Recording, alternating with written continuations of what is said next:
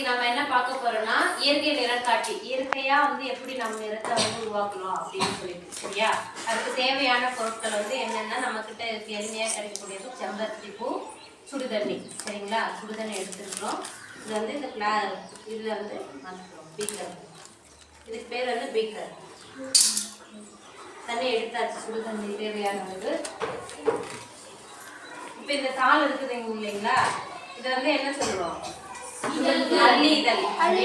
இந்த அல்லி இதழ்கள் வந்து சுடுதண்ணில போடும் பொழுது இதுல இருக்கக்கூடிய நிரம்பி வந்து என்ன பண்ணும், நம்ம ரத்தத்துல செகப்பா இருந்தா என்ன சொல்லுவோம்? ஹீமோகுளோபின் சொல்லுவோம் இல்லையா? ஹீம் அப்படின்றது நிரம்பி இல்லையா?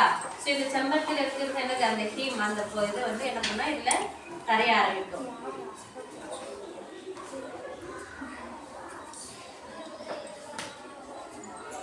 அந்த வெப்பத்தினால என்ன பண்ணணும்னா இதுல இருக்கிற நிரம்பி எல்லாம் தண்ணியில வந்து இது பண்ணி இயற்கையா நிறம். ஏன் நம்ம இயற்கை நிறத்தை வந்து எடுத்துக்கிறோம்னா, செயற்கையான நிறங்கள் வந்து நமக்கு வந்து பாதிப்பை ஏற்படுத்தும் இல்லையா, கெமிக்கல். அதே நம்ம இயற்கையிலேயே வந்து நிறத்தை வந்து உருவாக்கலாம் அப்படின்றதுக்கான ஒரு எடுத்துக்காட்டு தான் வந்து இது. தண்ணியோட கொஞ்ச நேரத்துல வந்து கலர் மாறிடும், நீங்க கண் கூட வந்து பார்க்கலாம். நான் உங்களுக்கு செஞ்சு காட்டுறேன். இது சுடுதண்ணி அப்படின்றதுனால வந்து இதுக்கு எங்க போச்சேன். இது ஏன் பயன்படுத்துனா, உள்ள கொஞ்சம் தண்ணி சூடா இருக்கு இல்லையா, ஸோ இதை வந்து இதில் இருக்கிற நிரம்பி எல்லாம் இழந்து செம்பருத்திக்கு வந்து வெளுப்பு நிறமாக ஆயிடும்.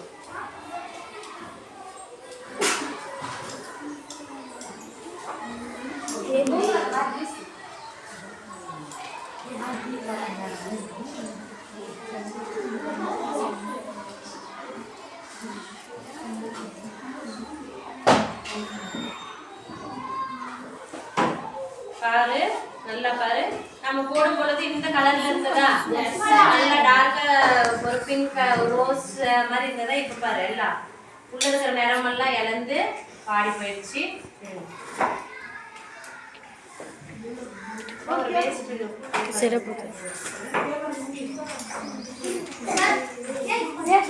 இப்ப பாரு, நீர் வந்து முதல்ல வெண்மையா இருந்ததா, சாதாரணமான சுடுதண்ணி நம்ம கண்ண முன்னாடி ஊத்துனேன். இப்ப பாரு, எனக்கு வந்து ஒரு கலர் வந்துருச்சு, ஒரு ப்ரௌன் கலர் மாதிரி.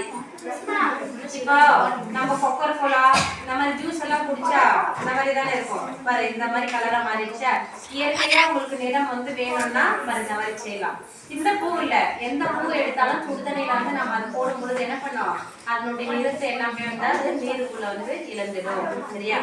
இப்ப நீல கலர் பூ, குறிஞ்சி பூ எல்லாம் இருக்குது இல்லையா, அந்த கலர்லாம் வெள்ளை கலர் பூ போட்டா எந்த ரிசல்ட் வராது.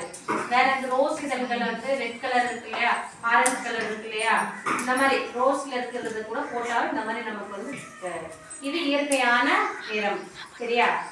இப்ப நம்ம நிறத்தை வச்சு என்ன பண்டிகை கொண்டாடுவோம்? ஹோலி பண்டிகை எல்லாம் கொண்டாடுவாங்க இல்லையா? நம்ம ஊர்ல வந்து உகாதிக்கு வந்து மஞ்சள் தண்ணியை வச்சு விளையாடுவாங்க.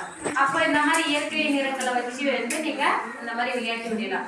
ஏன் கெமிக்கலை பயன்படுத்தக்கூடாதுன்னா, கெமிக்கல் பயன்படுத்தும் போது நம்மளோட உடல் சருமத்திற்கு பாதிப்பு ஏற்படும் இல்லையா, அதை குறைக்கிறதுக்காக இந்த மாதிரி இயற்கை நிறங்காட்டி எல்லாம் வச்சு இந்த நிறத்தெல்லாம் வச்சு வந்து இது பண்ணலாம்.